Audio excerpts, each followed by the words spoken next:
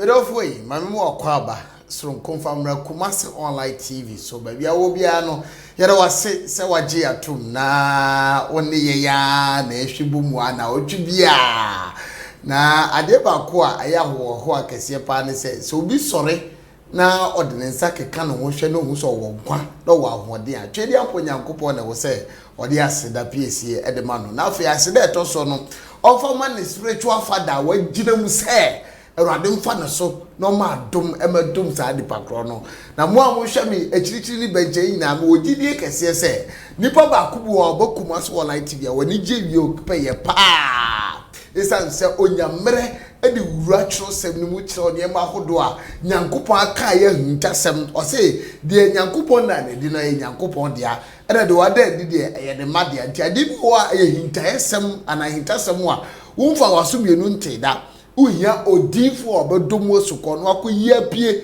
no abekire wase na beboa ma o Kristo suma konto no so atimi ayefa diba bia wo bia ne wase se waje penie ne ne one yen eba bidi dwumade midin edi Kofi Poku na the doctors of the Bible doctors of the Bible se ka doctors obi a wasua de akọ akiri na de wasua ne trosem ti wo ka trosem mu asem a asa no obi mpo ene ye troye sase ne ntiase ni wa na Awurade bie o mane nusuade hunu kese a ode dom adasama ono aye the general okay the general pachowe to fa the wise man God and so na God and so no de ye din a aye hintasem wo Bible mu o de friend wise man anasa mimi ya ba tumi am de friend number 1 obeka mensa Christ our outreach ministry so for pending kofane bai o yeti brekese and also the wura ayifo nim kakra on cause o hisa chana there's a chance the general Kofi Poku the general Kofi Poku general and the what talenku so me do afa ho chen me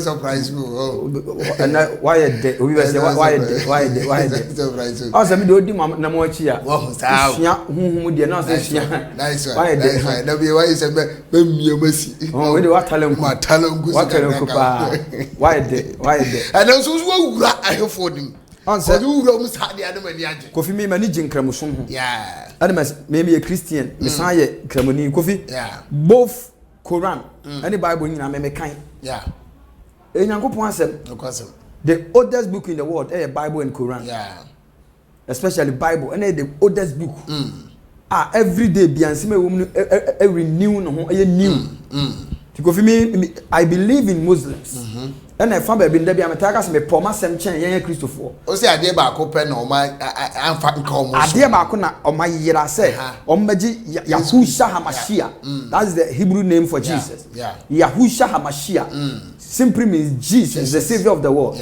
so omutimi jini di ya nkeno ano no because also omudo mo ho no kwasem etinyakopon ya Bible no se esumuma no enim nyansa chen ehan man e ka se esumuma esumuma ye on say Jesus is the way the truth and the light and Jesus is the light of the world on so kind Matthew 5 verse 16 now or see you are the light of the world let your light so shine before men that means Christ is the light so what you say or see esumuma ni nyansa chen ehan man no e kire say so obi nim Kristo a oyesum say obi nim the ways of Christ and I say Yahusha HaMashiach sani panwayera because Jesus is the light okay and no ni ade a me wo fa nkramofo ho a entimi mame en convert me ho say ne omu gia to me say omu Quran na kra o kan kra ebo Yesu din that's a Bible there is this incidents are happening in the life of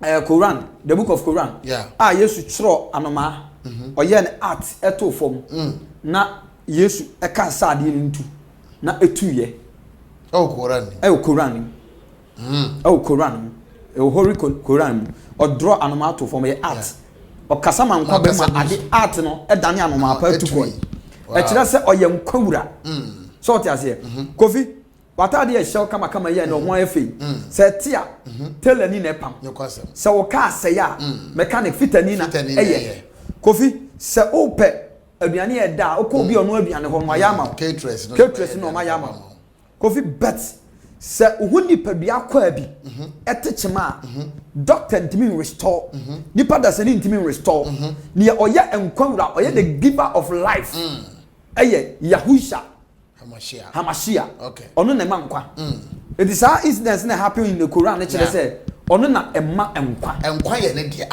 to the open otimi ma bi that's it sana de ne tie yes ti ye ti nkom sesia no na amakwan ama ye da so ono ama ye nkwam ye ti ase nti ono na e dia seda ma no good de general that's Kofi de general yanka jamu yo semka okay semka but ho nsem aba manim sir yes papa na boni oh e dey sem no ba because oh nsem aba okay yanko na binu ma chrochra okay binu so freka ti na me kan nyina abu kabo me yanko ma bu se wode okay abusa for sa akode so wa anti bu se ewura chose no so be kan de no wa agent pass wa titi na nim no fire aya sa ko just right there odita manamu papa yenka jangum okay obisi mi musa say adentina Ghana hade ba ko a ye didi hu ye tafre hu ye da sore ye na da nipa no and the bia obi e ka bi e ya different politics okay won tiase enye ono nko nipa miensa na ka ne ho mo ntiase se wo de ase wonye sofo a udu wura politics nsem to de bi kwa na politics ba na mbusa wa na watomi akene Kofi mi de enye saa na mtie menye ma se beka ho asem asa omunu sa asa wo de wonye waje so du bewura amanyesem data Kofi medasi ana o man na wakoma so nda medasi Kofi before we can go further mama nchia matofo bi okay Kofi metia billions of people frame a day am me no mkasa yesunsu on se my culture say me was spirit yeah my culture say me body me fa na asase so na spirit na de me adwuma ne firi soro etimi nim soro enim fom okay etimi yokoku a ne ode ne ho bom ne kotokoro nka soro da inshallah Kofi na me wadofo bi ase me chie omo okay me wo Kumasi online harfo mu nya bedahwe nyina me nya kekeke nyina no omo ne the most family that I will never have okay because Kofi se omo ni ho a ye ni ho no kwasa enti mishira Kumasi online harfo nyina amen wa hwe me kura ka ho nyankopon hiro mu nyina omo nyina ye madofo me onipa bi a me hwam kakakura onya nhira so I found the phone the tablet good and I say ni PC good e wo fie e wo adwuma good no wode a hyew kekekura no wo nhira good wa hwam kekekura no oye nhira because I say ni padua na etia ne de enhwe no but the spirit within no yeah e wo billions of years okay anything Kofi obi timi ni pabri bi timi ba manim na ma kire ade a ne family omudi koye ensesa ba buhia mitimi kire obi se mu na mu sika kokko batu na na bi ne afa ni sei okoye boni bi am ye request efie na japade apempena de na e wo fie ho e ma ne fa sa apempena de ni kosi press nipa ni timi ko bisa ba ba ma papa who are you akacha say the spirit in me no the billions of years na me ada de kura me ba ho na sister bi one na tie oto wanim pa na mo ye counseling minya privilege ba wo nchen na aja meto wo nchen na aja wo di nkomo na wo kan asem 1970s e kire wo bi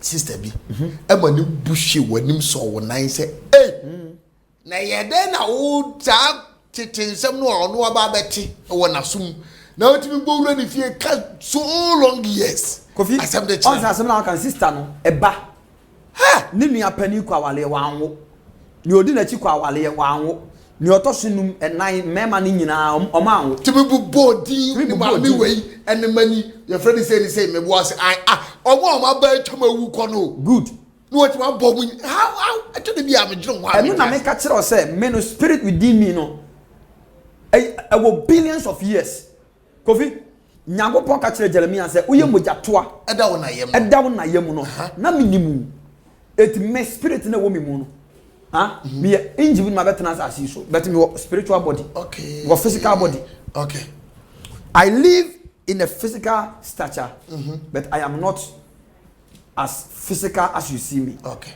me nsema me kan no eye nsema eye generation over generation tete dia pa to so we dia chiri sempa na. And because many billions of people ekasa in a day. Nipa bi o show me bia no shem kekekra you are blessed. Yeah. But your uncle I love them so much. Obi baby say aden a wise man edo nipa ne sa. Okay, the book of John chapter number 11 na. O se ne o don no Lazarus no wo. Jesus, nipa of from say o ye ne namfofo, one year Lazarus, 2 year Abraham. Your uncle fobi ho me do mo pa. Asuafo na no mo di Jesus echi no. No mo nyina di Jesus echi. As metaanians. Metaanians simply means someone who learns instructions. Okay. Another word is disciples. Okay. No, shia bibi awe Jesus na ase. Sa nipa 12 no. Is standing for the 12th tribe of Israel. Good. Na Jesus wo emu miensam bia na odo mo ye wow. Omo ye so powerful. Jesus ma omo more gift. Okay. Omo more power. Omo be na dwuma. Ebi kura mpo eye disciples but omo antworo book. Apart from Matthew chapter 10, Jesus suma mo 2 no mko kana me asem. Obu ayi antini din bi. Okay. So what na me kira say. Enti Jesus kwa wonkofo bi a odo wo mo. Ni edi kan abrante me pena asem pa. Ya fa no Kwaku Winfred. Kwaku Winfred. Okay. Kakari. Owo Germany. Abrante me pena asem papa. Na me sunsum bofo na timi mu no. Edinechi. Abrante memma na ye star all over the world. Okay. Obi bisa say ade no nka say nyame be ma na ye star no say me. Say ya ka say be a gift ade I handle ownership to you. If I give my car as a gift to you, open the taxi. Yeah, the open out. Me open na be. Bet be Uber. Good. And a boat. It Elijah say my sense way ade. I say me. Masa ensuwe rade. Na obu ha we teacher say ade na di for ne ka so ka say mema na star. No nka say nyame be na star. Da be na so me bisa question. Da be na who teacher and evangelist a wo hwe me. Who ko teach ya o ka say ne nyame be mama teach. O say na ye be kanyame ase me be preach. So what you say? One ka say ne nyame Yesu be preach. Ana nyagopo be preach. And also one ko janko na ni man ka say GS for be kire ma de. Good. Now say me na me. You are the teacher. See, I am here to teach you because I a gift. Na me the amount that. Ti nya open no, obetim dia ye. Bon some my voice that. But who na betim choose say voice na me the amount no. Either say obeto nyuma hye bon some ni munyam. And say obeto nyuma hye onyankopon ni munyam. It is for you to decide. To God have given me the mandate to bless people. One, Kwaku Winfred no. Mema na is super power. Me penasem pa we Germany. Me penasem. Ne di kan ye Mr and Mrs Boache Ajimai. Mr and Mrs Boache Ajimai. Mr and Mrs Boache Ajimai so United States. US. Owura ne yere. Good. Winfredina ode mantle na man no. Winfredina change da be kon. Kofi obi de papa de how many dollars na buy? Pastor Roland with $3,000 e buy so opesa chain na e da me kom am de ya sole every Friday and Sunday. Tintin bi no. Kofi na say me de acha me bakakali no. So Afrigana ko do ya na 2 days ya me de bless no. Obi person de $3,000. Nyame ama me kwa mama mfa ma no. Kofi yeah appreciate na na mo de etim be so si. But me hu abrante nanim no. I was sure. Me answer angel no catch them say, "Hey, Fabrice." Enti akodi Winfred o. Ah, akodi Winfred o. Akodi Winfred don say na dem kon bi. Go fit ma say you are blessed. You are blessed. They just on that kitchen. Winfred ko. You are that kitchen. Winfred, enti e won say wo body di say be mo na ye super. Go fit say me case me po bi asma. Yeah. Me yosunsun bofo me nim sunu nim fom. Wo temase a found temase so afa ne sa. Kofi ni atoso Mr and Mrs Boache Ajimai omo US ma me frɛ no ye kan say oh ma me asem sa ma say me frɛ no Antilizi Kofi mi hu ma me otinyam soma se ma me ne da okay otinyam soma se wa badaye ni ma fodebo ni me kwanya ye fa so gibibi fi difo Ante Lizzie. Mami Elizabeth. Oni ni kuru Mr and Mrs Boache. Ni kuru ni so ye sofokese pa. Awurade nhira wo mo. Ana me baba akon so a enani endure ya mafa no e betete ma na powerful e wo difu dwuma. Ko fan say as my age no me catch you say matete be 29 prophets all over Ghana. You never believe me. Because minimum ade edit me can penny. No question. Kofi, remember there is no obi awo. You know igel. No one to quite tri dia. O ka se o do say ka obi.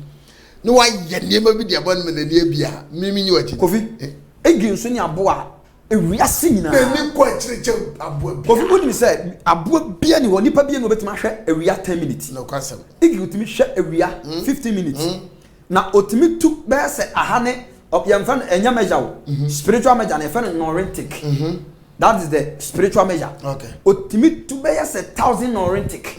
Ewura emunum kumu. Etimi hu se enam this particular fish dwale so ma otimi be che no. Eda form. Good. Baby wa koduri. Good. Tu na ni hwe for hu se wa target fish wo ba be you. Kofi, me nsema me ka no. So obi etie me na wa nkosunsuma. Obetema sete se ni obi akoton graphic no okenkan. Obi won kura graphic na wakoton okenkan no. Enya mu nsem no okenkan yo. De kura won timi pronounce but graphic na ekura no. So oba de kura ne se no okan ya. Wan hwe abaka se mu nsem no okan. Obi okura no hwe pictures. No kwase mfoni nko a. Yo obi o ha o hyem se sie. Or shop pictures or graphic nim. But on hyem mu nsem na e ba be pushi na bra body na bra ba hye ba bi no. It me as my age, a lot of prophets. And what you have to understand is that you can't give what you don't have. A evangelist can never ordain a prophet. And a prophet can never ordain evangelist. Because you can't give what you don't have. Jesus said, "You mean afraid Jan Chenam Diamond." It we are saying, "Penny for Sebiku." Saquatre Quacas of a mountain. You know, pass your toward the end. Onanga si antona de ni ono beso oye sunsun mama onya scam oye poor pastor ehia no woni sunsun. How can a poor man, how can a poor pastor bless someone who wants to be blessed? It's very factual. E bena na obuye no e se kwatre kwaso obe mountoma no tiedi and a birds with the same feathers flock together.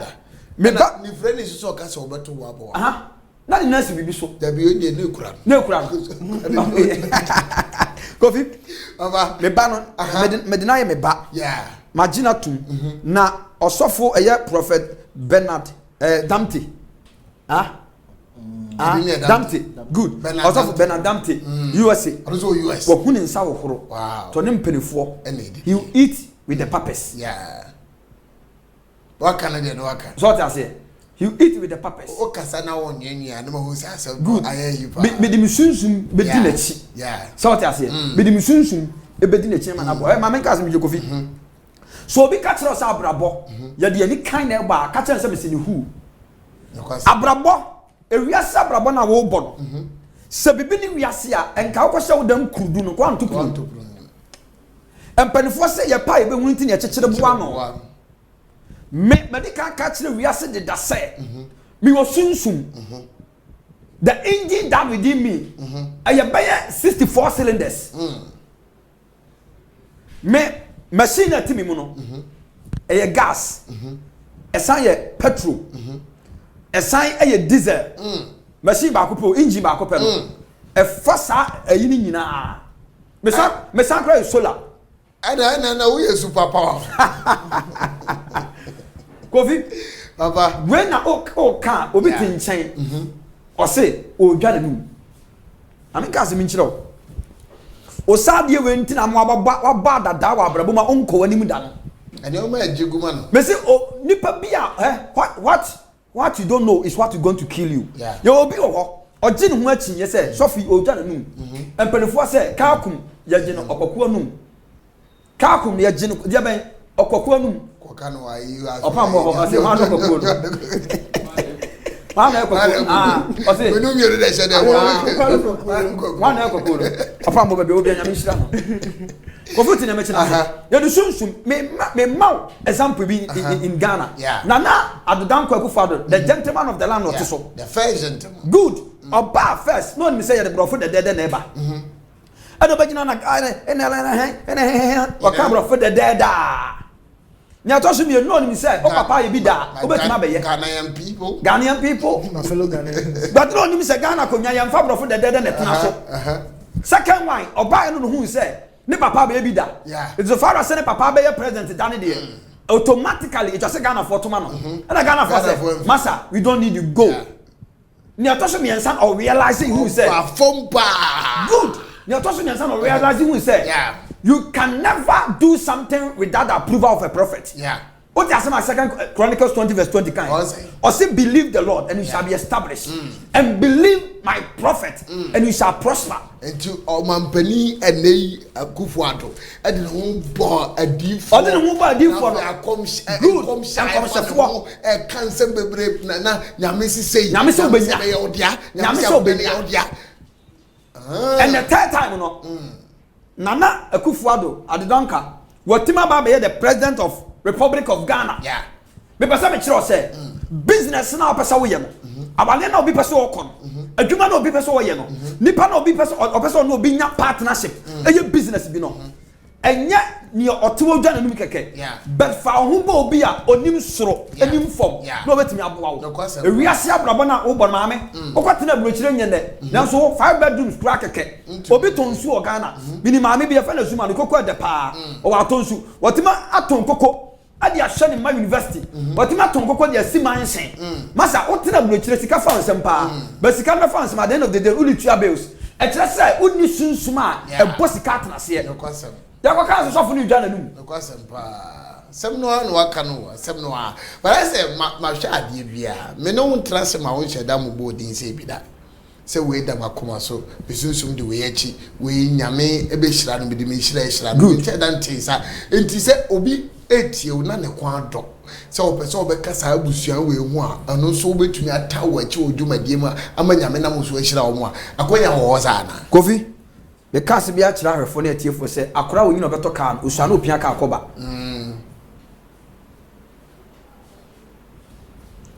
Wama me bubo mu din nyina no ni senti ni se wo hu wonsa wo horo na mpanifo se bieku se akora hu ni nsa wo horo a oni mpanifo ne tena se eto nsa ye den edidie na akora wo nsa de da fom pani be de no ato nsa wa awe wo madi ohonya akono so oti ase eti wona me bubo won din no bebire wo ho semanti ma mo obi din a me ne kasa no nche se me penase mo but on say yadwuma na ye na spiritual work no ye onipa bu ha odwene ho o ho da dwene obi kura tim bisa se papa TV station kura o preach kura no eye sen yewura dani boy eye nipa tikase a waso na ekase ono TV station otu electricity bay camera sa ha oton oye Kristo ni wakase yemfa se camera ne se yade na do kwakoye ase ye crab akobi ba almost 450 million o ka kire me enti sa camera se ono ndi adwuma no ono aboa ma nyankopon asem na outreach ne timi de ko all over the world etini di obaye ne se ye ba ye tuya sika na wa me yakwa me ya den ya preach obi wo preach na ye preach na no datwene papa obi wa kura otimi kasa papa ma send me bi kakra mo fantu TV station oh ya on kanche but oseni wi a no abo wa mane enipa bi say ya odi ni sika bo nyame adwum hey Kofi oni Yesu bae no na odidi ewo Martha ne Maria fie o ka na aduane ma no Luke chapter 10 verse 38 na me kira say the reason why Lazarus ewu ye no oseni no odo no Jesus ko okosa ne ade obi nso de a chance ka asem na mmisa be ba no meduru fie na no hwan ne ho anya fie What in a mention? Or say, I call with Jesus. What's the fact? I say, Okon fee. If we say, was Sisia Diama, no mind. Sapa Pania can was not of Roman Emperor. Okay. On yet Juni. And so see what Timesia solid dama. It was Safata Selcon Fio Cosania. When young Kaya Dumbi. Edi esuwoma ejina erade anim se nipa asoma sise no waye wabo erade adwuma waye ade ama na so erade ani waye ade de ama erade ama na adwuma ekoso nti sai nipa kono so kwa ho kirem na wo yehie mu na wo se nyame de na ne ye na ehwe do good. What is agreement? What is covenant? Covenant is agreement between two people. And what can bring that agreement? And then betimi dia pamaba edu kan Psalm 50 verse 5 now or say gather unto me my consecrated ones, those who have made a covenant with me by sacrifice. Even God, when you don't sacrifice, there is no covenant. Well, Bible move for baby said, two cannot walk unless they are agreed. What in the mention answer? It is only part of Bomudi in Ano, and you said the public of Mason now from Yamin no. Man, Kaya Mubadi be in China say, you need other phobia, and I'm a baby to Australia, or a shuffle, the Panasam pa. Honestly, in South, yeah.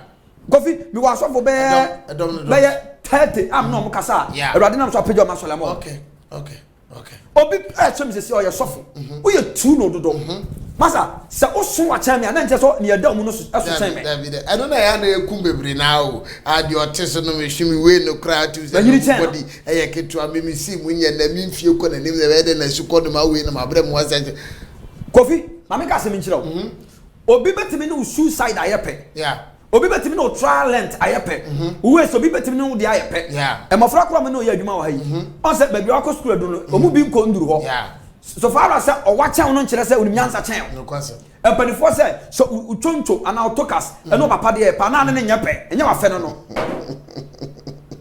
Kofi mama ka se mi nchira Jesus Jewish custom ne kyere se so obi anya 40 years o timi nya high priest Jesus ba no nya 40 years at the age of 30 or kasa wo shia dem so oyanyame ba etu no mo believe no I say say na asofo pedifo ni bi ka o Yesu penso asuko no ma we akraketo ba be gina shia da we be kire ye pedifo na wo sim da be Kofi mama ka se mi kiro me ko ye program we Assemblies of God aso me nka bro no kro me ko of pani no ya aso no Kofi ni sisi and just say onya hoden be 2 years for yale o preach quite sort wo me wura dem wa me bomb pe wi me ye worship wi asa me dem pe worship ba me ye worship wi me friend Jesus wi ya na me hu say enso ne mpanimfo mienu bi to ba ko aso ne sisi sei ana ba ko so ayire na beti eti ni waste ene ne nsa so ntimi lift na Awurade ka tell say sofo no wona wasi onu nso ne mpani no mienu wei ena akuti ya ai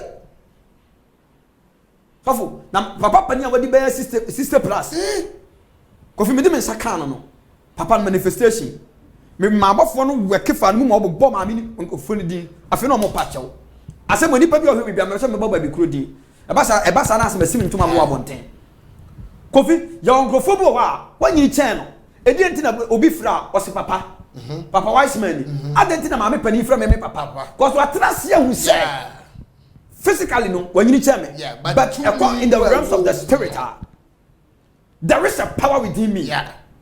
Jesus as you na na onyini chen o manyini chen no. Only John the beloved in kwana na Jesus anyini chen no. Ona na young. As at the end of the day no friend no my Lord. Because o carry power. Hwe any power gye no achie bebre wa abrabo mu no. Obo na bibi ku wo.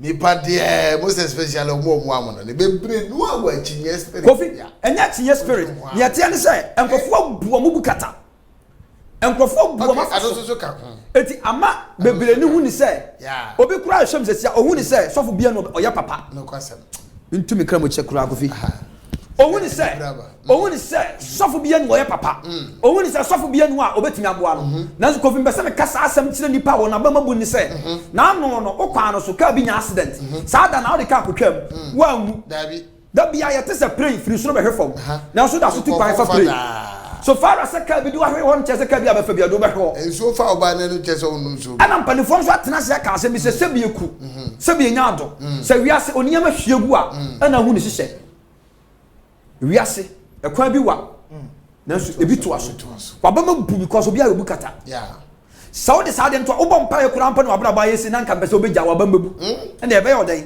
o se ni osofu ntundade no jamu no on sam pata nyame ahidie Kofi ena me ba se me be ka kire nipa bi a wo hwe me se abrabo no entrance mfodu nsase entrance mfa wonsa ense odamiri fam wo yire ho putu much physical effort no you have to also put spiritual effort ahokura ni ade kese na wo se nipa bi ahwe because se nipa abrabo be si ye nyoma be koso a efiri hunhum na apawura mo na me tinana de dan kwanya power na wie ya infafo na odi kan yakona logi o mo first enya di fo ni enya e kan say osu bampa ena ye kan say eye opambo wa mo mudi ansa no bobo mudin no nim mfasodi oye den onya firi omo ho sort ase Kofi ono ye lo yakra wo sua de akwa akire kwa oye doctor skura no opa ba bi di ntia hye obi ti wo sas for kwa wa nwie ose me de me nyinni asofo aba nyina mfiri nyame ni otie kura no oye okot ni otie kura no mfiri nyame edi bi ababam bia me de maje atum na so me na ma ne de bogu fun so because se papa amfo ama boni bi besi ma de baba Kofi arrest my thing at the wise man the general in fact we yet to whole crowd wa fa me time be I check your mouth do but over join here abusuana de waka che wo hunu nsa kokoro good and yeah or no so edni sunsun better which say be na ebu no menim pefe pass also to be eto ti ase wo hunu de wo so ye nyame sha se wate ase papa mi sha se me ka cho se enkofo de omun nsama begu yepono so okay e fa wo ho ba ko na mdi kan busa politics no but we ya no mame Kofi ya no quick say politics no and matena se say asofo bebre bloggers ya ka se sofo ye blogger ase ne sen sofo a say when there is no issue on board only a preaching topic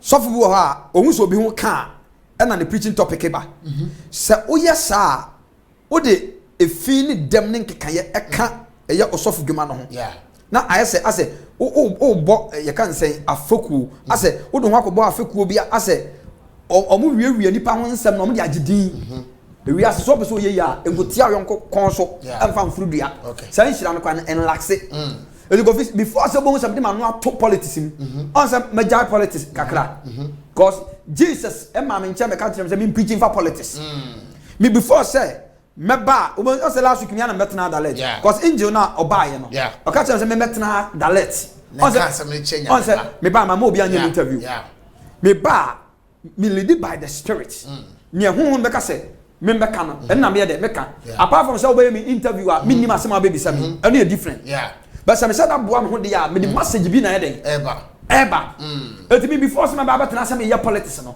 and me beka politicians asem no na nyame ama me kwa say me ya den onka menka ti paul say me ba mo nche no ma amfa nipa adefedefe sam ni nipa adwene ene ma nkasa it me nhwe situation e koso in Ghana sometimes you're preaching by your atmosphere. Yeah. A bit to say Easter, we preach about the resurrection of Christ. Atmosphere.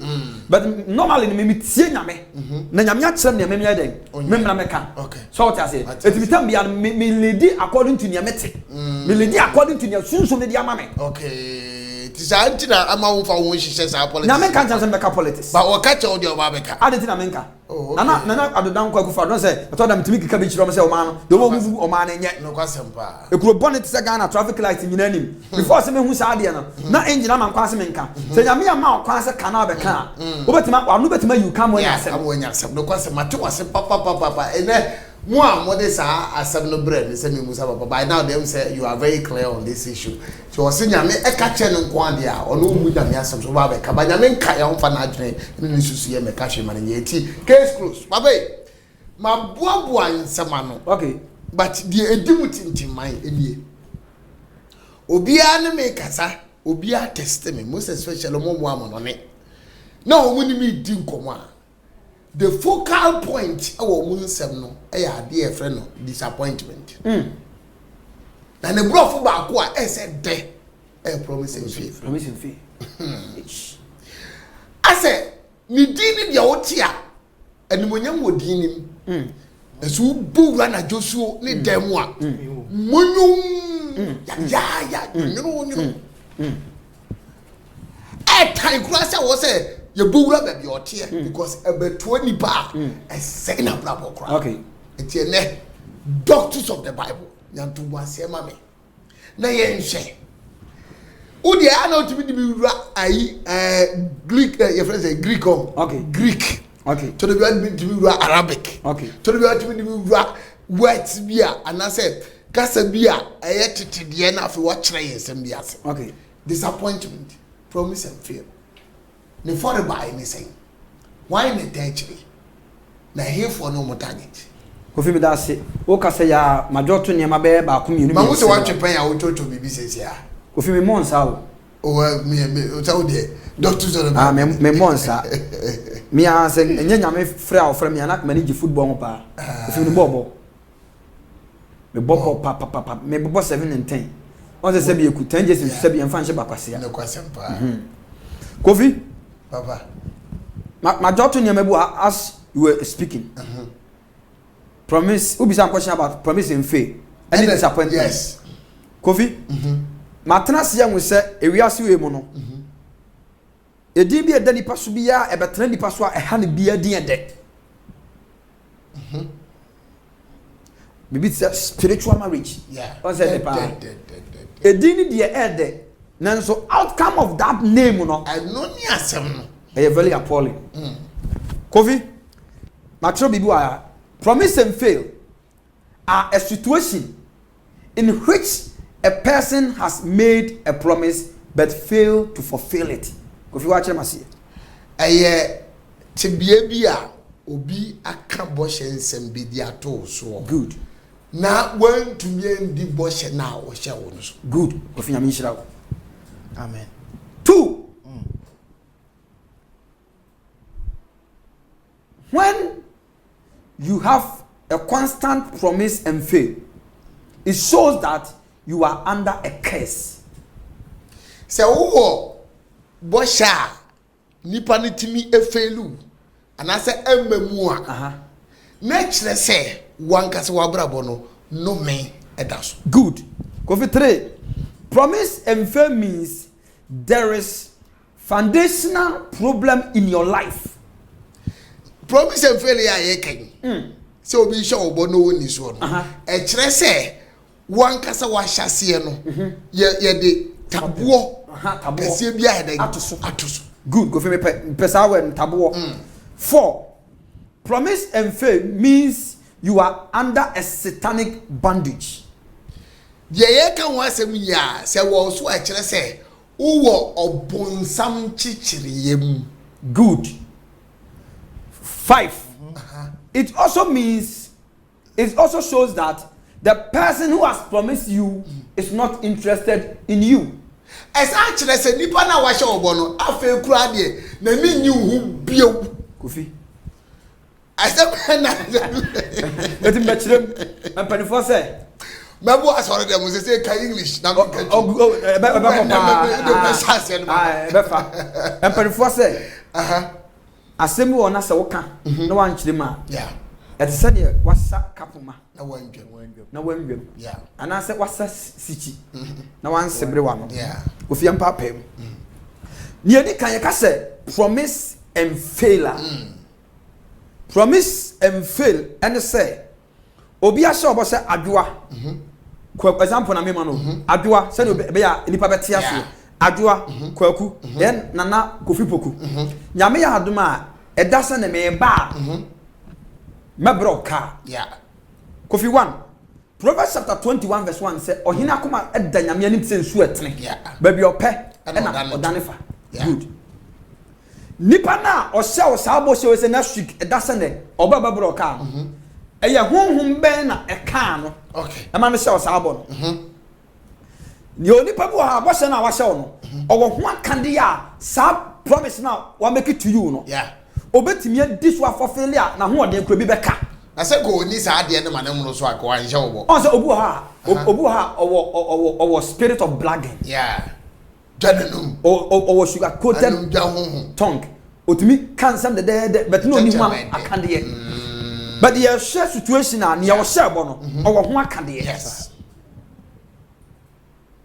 Bema no so be wale no ni yire. Wa na nani da wo so. Okay. An wa share obo say me ya ho ade. Ofraw uni ndi nkomo. But akodu ba bia efra no so ate ofra no kra ase o shout. Any friend say promise and faith so be a shebo. Yeah. Na bo na ofri na koma mu share no.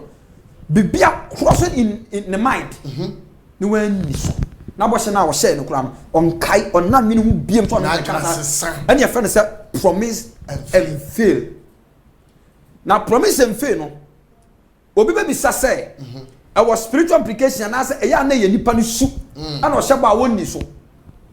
Kofi. On say ade am chiro has see here no. Yeah. Or say when you have constant promise and faith, it means that you are under a curse. So we show about the way so net to so I say oh no me as. Good. Kofi. Mami chiro ade. 1 Samuel chapter 17. Nana hema. She baby ya. Of friend nyame domi David no mame. Or say Goliath call his God and curse David. Now even church say 1 Samuel chapter 17. Or say no friend nyankopon de domi David. Can verse every 3 eba no. Kan intente mam yentem. Na intumi king. Na menchira ba chapter 17 verse 3. Na Philistine ejina bepo so afa ha. Enti entokwa na ekoso no. Philistine ni gina fa ha. Na Israel fo so ejina bepo no so afa. Na Israel fo so gina pepo no fa ha. Na bo hwa da wontam. Ana amna there was a gulf. No, that time no mo ko amnam. Enti bo hwa da wontam ko. Na oberema katachie bi. Na oberema katachie kokuroko bi. Every Philistine no mu ba. Enso friadi. Ko Ani di ni Goliath. Ani di Goliath. Ofrigat. Ofrigat. The tintin e basa fansia ene sama. Ne tintin e basa fansia ene esama. Na kobre che ehye na kobre che hyeniti. Na ohye kobre akotade. Kobre akotade. Na nakotade no mu duro. Na nakotade mu duro. Eye dwetabena mpim num. Eye dwetabena mpim num. Na kobre nkata ho ekata ne na ho. Na kobre nkata ho no se wakata ne ho nyina. Ko na kobre pema ewo ne matri so. Na kobre nkawa wo ne matri so. Na ne pia dua etese entomanufo etese nwunefo ensabia ko. Na ne pia ti ko ekari dade ka be bia David ko hia no ko che ka be bia David ko hia no.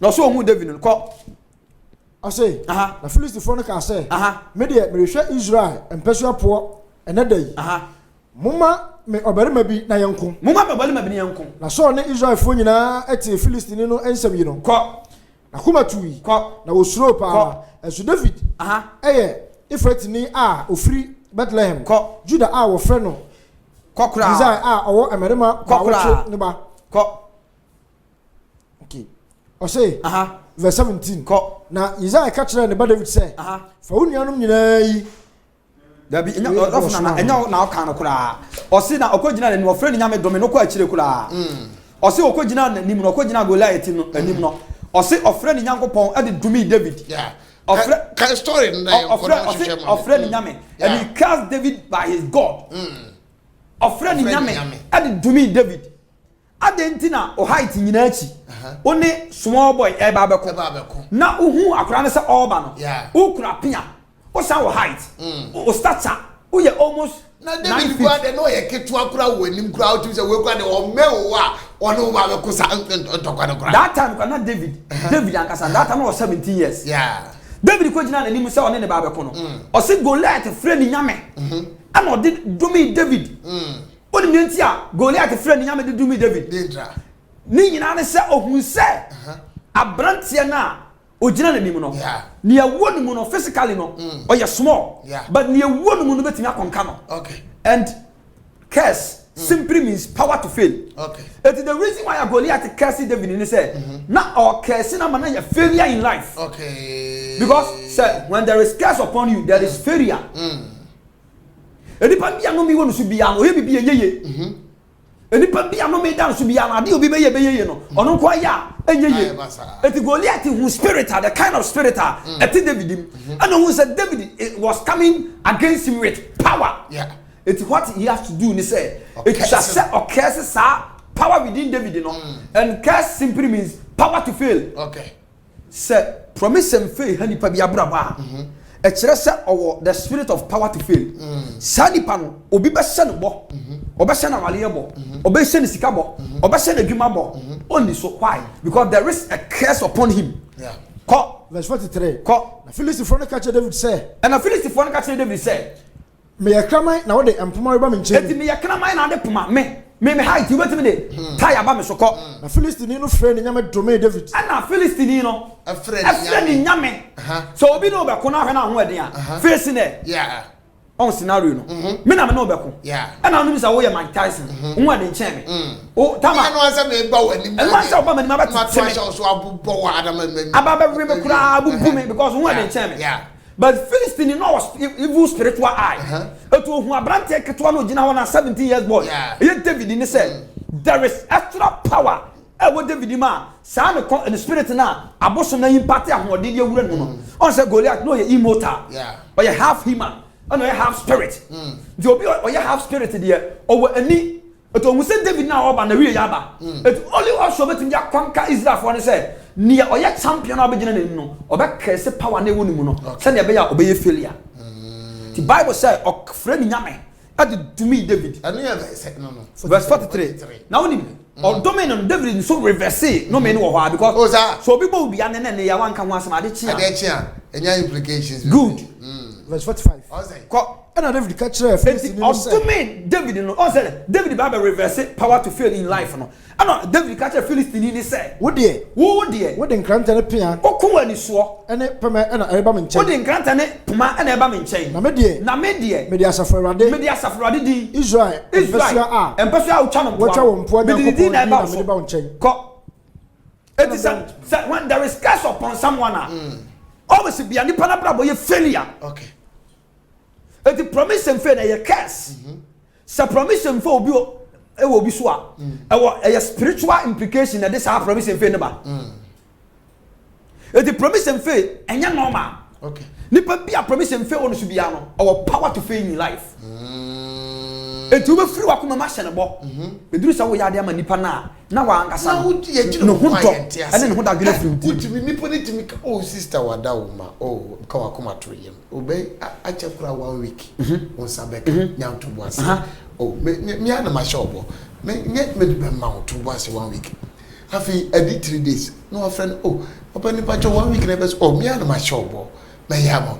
Aka 2 days to obo share friend no cannot be rich. Cannot be rich. Atumi wura ko no akate no ko otumi sister na otete me sa. Good. Ade ba ko so me ya ma ade me ni ja me eno so. Good. Kofi ene kire say. There is spirit bi edi wachi a. Always be ano oboshe papa no okutia. Okay. Spirit bi di wachi.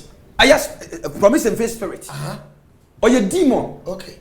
Ono na dwuma ye ne say asem papa bi efiri yonko nche to so bia no wase no obowura ni pa na dwenim obu okura o hye wo bo no spirit ni timi ko yi ne ho adi kire nipa no odaye na boni hu se me for instance me na ma hye wo kofi boku say yes kuma ba che wo ka na makwa akoda because that na spirit na ba me cha be ka kire me say so wonnim abante na ba so o toka no ma no se wonnim na wo bua no ye bekum ababa na abeso wale no me yire no twe hu firi no abrante na abeso de ni tukwa no so tukwan a ya wadwe se wonsi uda da mu biem enti spirit na di wachi na promise and faith spirit no e curse and odi ato so enti nipa bi a promise and faith ha na brabo bia no there is a curse upon him or her enti say ya na ade ne tie ade na ehu o ne fa say e tra sa no good okay on de no ho nya mame anya hwe odo nyame na me hwe say there is a spirit, a stronger spirit na ta chire e wo say me ni bre e wo say spirit o ye demon oh sa o ye demon ni pa ne sha obo no kura no gina ho ti it's in the Bible. Proverbs chapter 10 verse 20.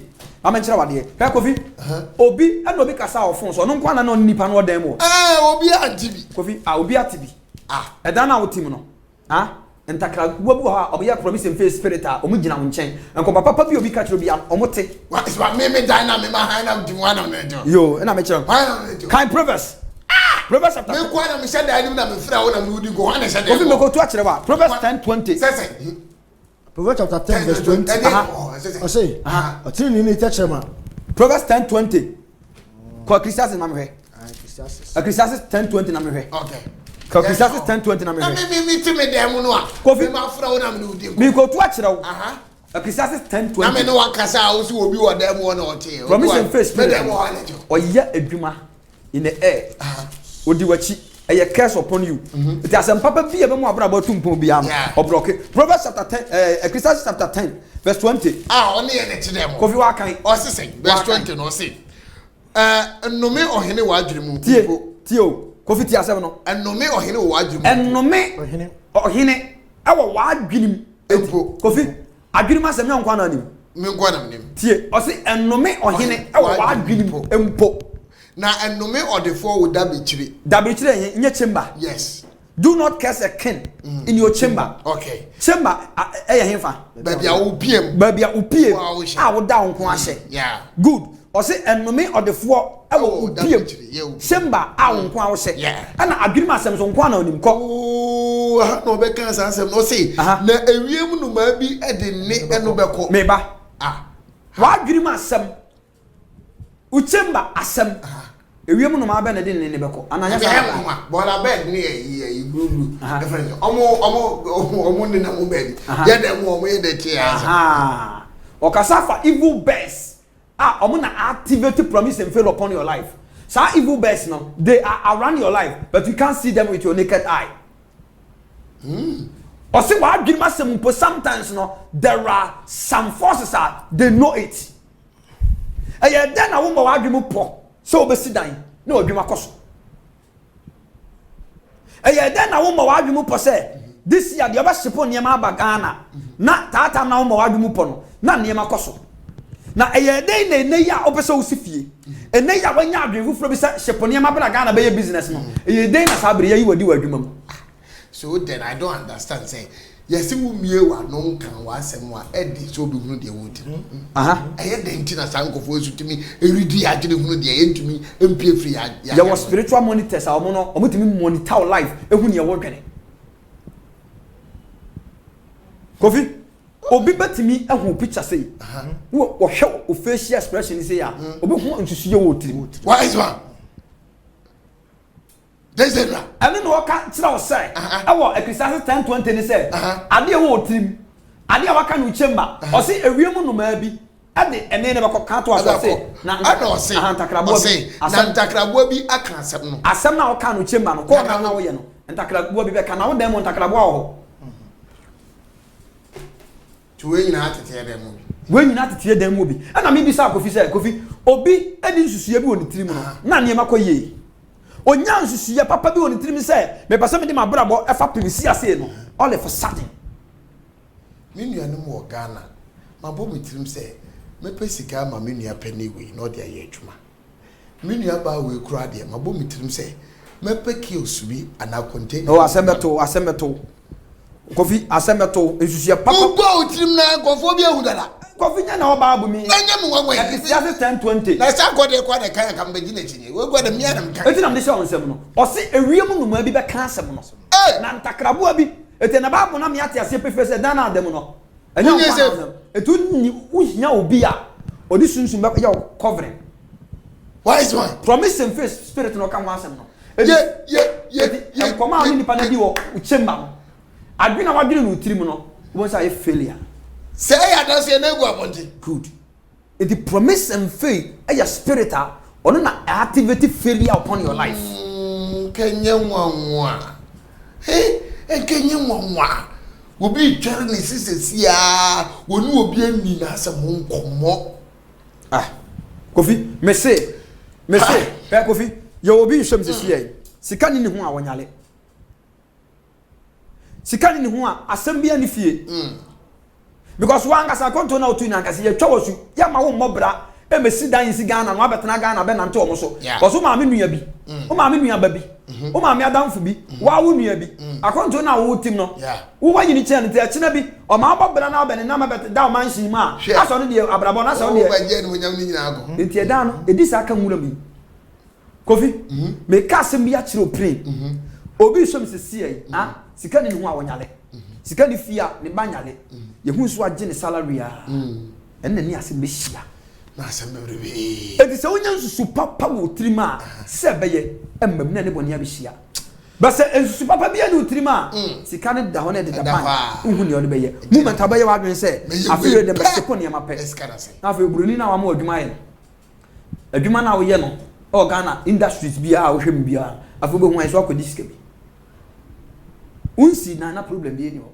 omo hu se obesi dan ti wadwuma koso a etini sa promise and faith no omo ene ye nam spiritually etini pa bi a promise and faith e constant on abla bosu bia no there is a curse upon him na me hira wo na wa bi ade wo ye nipa ama wiase ate ase kanye sa ke fa no matra sa keke na obi be sa say promise and faith na papa say curse we so no e ye den na promise and faith ye curse mo nana mo a mo chichiru fie no omo timi tenase aka se abusuan ema wo emema ni mo menko bisa emema kira kwan abusuan sika wo nipa nim edi sa de na wo nanam ko ye exchange e wo fie ho no sa sunsun no e na determine life ayesa mo bonu fie ho eti one o family background eti my spirit of promise and faith be trans okay o family background eti my spirit ni be trans ana obitimi di udin wura aduro so bosom wo na promise and faith spirit na ba be di so ko ba bia udin ni da no And yep, right place as we didn't Sasusum be do so. Sasusum so be do so. It will no be do so. O still to it say, and the papa be a man life. Na nipa na so timi twetwe promise and fame no. Nipa na so timi twetwe promise and fame. Nipa bia o hye no yonko ba oni su bia no. Onso bi be hye no ba oni so. Okay. It one kasanga wo hye me no. One kasanga disappoint one kasanga. Yeah. So wo ko hye obi bo na one ni obo hye so dia. Obi su be obi. Lord of karma. Et nipa bia o hye bo bebre no oni su bia no. Evil spirit tinimu. Okay. There is a curse upon him. Yeah. Nipa bia oshabo. One ni bossa so. Yeah. Bia no. Curse that. Curse that no so. Okay. Ana so obi so sha wo bona sa nipa no so ani sa bossa no so a curse that so. Okay. Sa na de ne tie. Sa na de ne tie. Okay. But if na kwa so wo shaba. I also di so. E twa so wo di so. Na obi so asha obo di so. Asem na we wi asem ni na ma me. Ya me sha opa. Ti for the general, the doctors. Thank you very much. Ya for we because your base ma be me nsa bi. Na jumadi na dey see. Obi be wa sorry no e rasta abema no kwan. Adentia. Rasta simply means pastor. What say? Rasta simply means pastor, Nazarians. Nipa bia rasta bia bia na bless. Na Ghana asesa de no wa sa. But who so fu bia wa pam rasta fere bia free ni dem. Enei rasta kwa kope school ya pam no ya man admission. Kofi. Rastafarians. You can say rasta as any pastor or shepherd or preacher. Obia or ye rasta biano, he is blessed. John the Baptist, Nyango Pomani rasta. Yahusha Hamashia, Menka Samfa, Caesar the Borgia. Borgia, your friend saying Caesar Borgia. Caesar Borgia. Menka Samfa Caesar Borgia. Menka Samfa Caesar Borgia, Omdina Jesus. Meka Safa Brad Jesus. Out of Vaticana, almost so many security. Jesus was a rasta. Jesus now make an answer no. Now or you slim or you black. So who Jesus or you black or you chocolate go for no color epe. Okay. Yeah, so nice. Jesus, red Jesus or heaven. The son of the living. The son of the living God. On your white man. Okay. Or you black or you rasta. Now or you slim 5 feet 6 inches. That's the height of Jesus Christ. Only 6 feet kura. Or you black. Samson was a rasta. Yeah. Nipa bebre baba bu ma yiwan yanka omuti. Edi eye denti na Ghana ha. So obi ya rasta. Ye bu omo so obo ya kromfo. Nya omo ne ye entra. Ene ye. Ebi te se de. Mi de mi ka mi bi. We ye rasta ni atago se bi wonu wi no ni ade ade. Wonu de be no. Rasta ni ade. Wonu de wi ni de. Oh, wamba. Ntampe. Ade bi no mo chechire no. Ahan. Oh, eya duro. White man. Kofi. We are duro.